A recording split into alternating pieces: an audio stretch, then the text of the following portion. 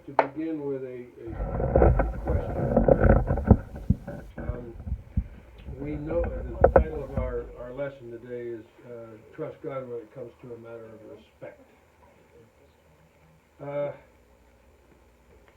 We know that the use of profanity as we speak, bad language, dirty words, whatever you want to call it, can be damaging and hurtful to people. But my question is, what is meant by being profane in our attitudes and actions? Profane. I don't know that word. Negative. Is that a rhetorical question? It is a question Rhetoric. which, of course, normally expects an answer, which I don't intend to give. So there you have it.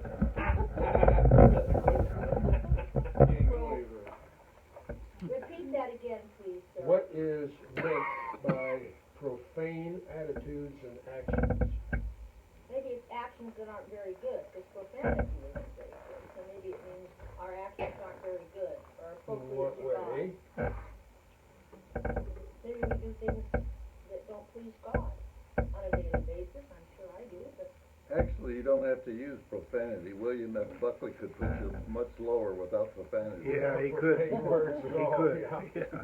Well, then, what you're talking about is getting back to the title, is a matter of respect.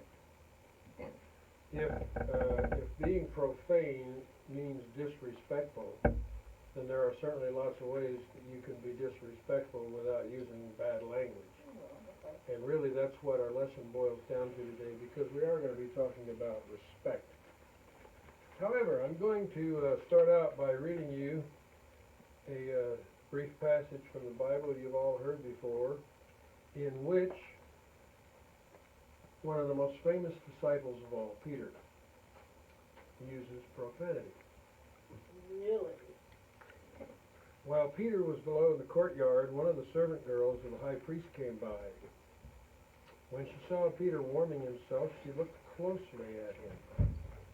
Hi, Rick. Oh, Rick, you also were with that Nazarene Jesus, she said, but he denied it. I don't know or understand what you're talking about, he said, and he went out into the entryway. When the servant girl saw him there, she again said to those staying around, "This fellow is one of them." Again, he denied it.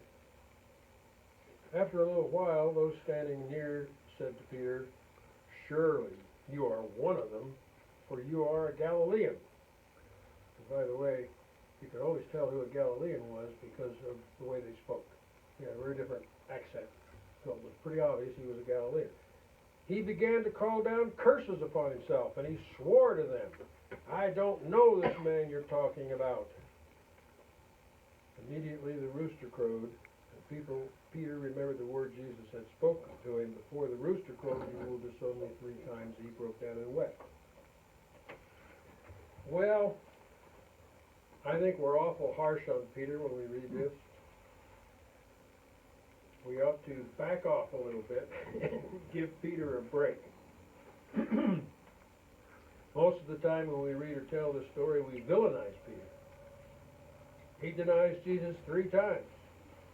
But we fail to remember that up to this point, Peter is the one person who had displayed nothing but reckless courage.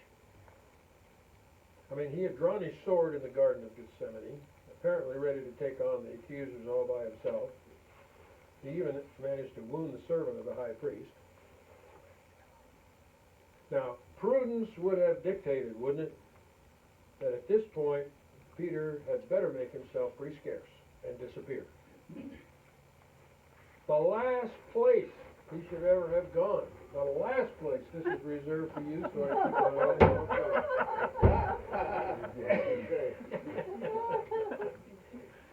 The last place he should ever have gone was to the courtyard of the high priest's house. But that's where he went. So we say, well, that was pretty foolish.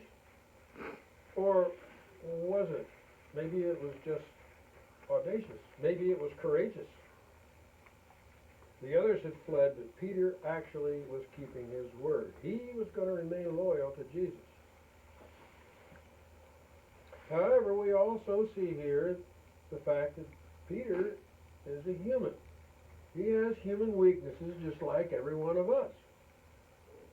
The night was apparently cold. He was huddled by a fire with, it's okay, I'll remember. It's more respectful to look at the teacher. Talking about respect here. The night was cold. He was huddled by the fire with his cloak pulled over him, kind of like a hoodie. Nevertheless, somebody recognizes him, and Peter denies all connections with Jesus. But this is really important. Any reasonable man at this point would surely have left the courtyard as quickly as possible, right? We would have. But not Peter. He stays. And it happens a second time. And he still doesn't run, he still stays. And then a third time.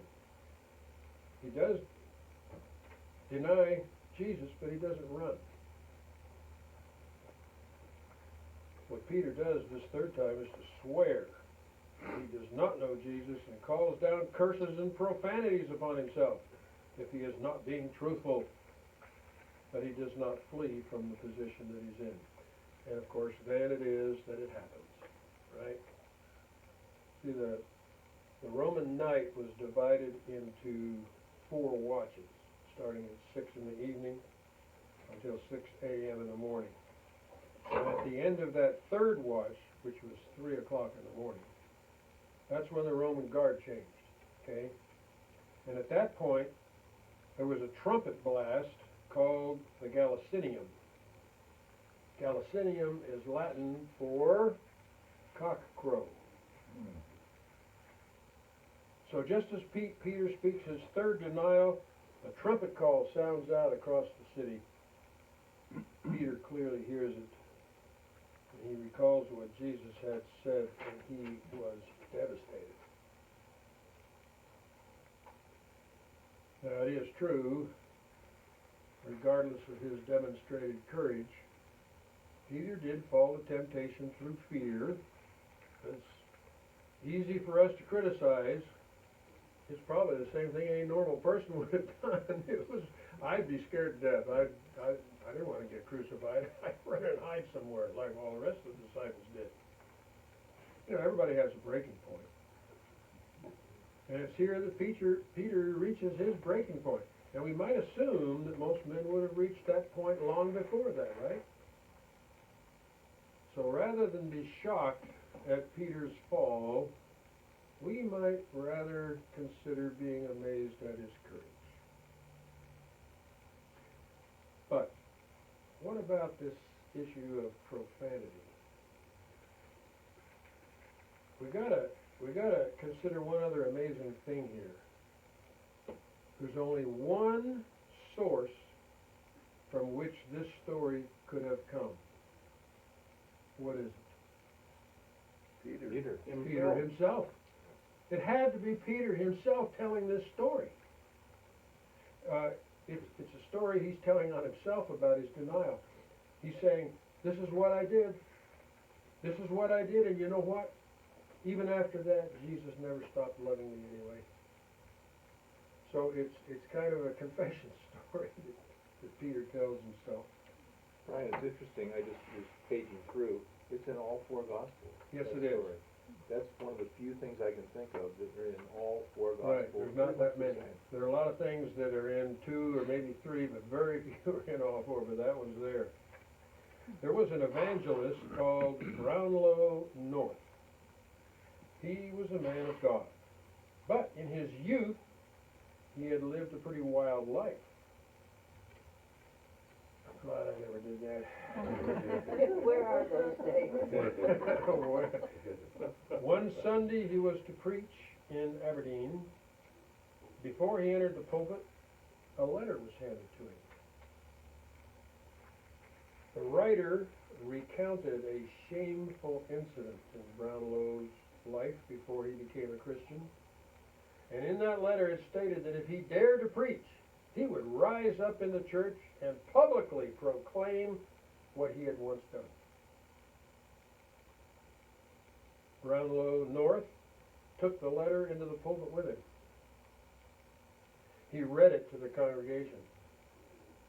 He told them that it was absolutely true. And then he told them how through Christ he had been forgiven, how he had been enabled to overcome himself and put the past behind him, and how through Christ he was a new creature. In other words, he used his own shame as a magnet to draw people to Christ. That's what Peter did. That's called getting ahead of the story. Pardon? Getting ahead of the story. Getting ahead of the story is certainly true. And that's what Peter did too. He told men, I hurt Jesus, I let him down like that, and he still loved me, he still forgave me, and he can do the same for you. So Sandy, what was in the letter? Honey, I wouldn't let you know that for anything in the world. Oh, brother. I wasn't around then to teach you. No, whatever I did in those days, I did all on my own. Can't blame it on Sandy. James Moore, our author, says that one day some years ago he was with a group of people when suddenly they began to gossip. They were attacking a friend of his, and they were actually spreading very ugly, vicious rumors about this friend. He says they were crucifying my friend with harsh, cruel words, and I started to say something to defend my friend and to stop the verbal abuse, but he says I didn't know those people very well, so I just kept quiet. And then he says later as I walked to my car, I was kicking myself. I was feeling sad and ashamed that I hadn't seized the opportunity to stand tall and speak out for my friend. He says, why didn't I speak up? Why didn't I say something to turn the conversation? Why didn't I say a good word for my friend and defend him? Then, he says, I heard it. The unmistakable sound of a rooster crowing off in the distance. Oh boy. And he says, let me ask you something. Have you ever had an experience like that? Have you ever failed like that? Have you ever missed your moment or undermined your best self? Have you ever denied your faith? He says, have you ever heard a rooster crow? That's a pretty powerful little story. Well, this was the identical moment of pain when Peter denied Jesus 3 consecutive times. If you'll recall earlier at the Last Supper, when Jesus had said he would be betrayed by one of the 12, and everyone would fall away, Peter's the one that vehemently protests. And he says, not me, never. I will never fall away. Even if all the others do, I will be there. And so Jesus says, Peter, before the cock crow, you're going to deny me not only once, but 3 times. He denied him, but he was there. That's correct. That's correct. So, again, we see the strength and courage of Peter, but we also see his human frailty as well. You know. And, you know, some people don't believe that the stuff in the Bible is true, but when you think about it, the Bible is so true, it's painful. Take a look at all the disciples. They're not pictured as saints, really. They're not pictured as perfect persons. They're pictured as very human people that have all the foibles and problems that we do, which is great because it makes me feel better as I try to be a disciple. But there's something here we want to focus on in this lesson for today. The third time Peter denied Jesus, he begins to swear and curse. And it was apparently because of this that the others nearby did not confront him again regarding his association with Jesus. So, what can we make of that? I would guess, wouldn't you think, that profanity and discipleship don't necessarily go together?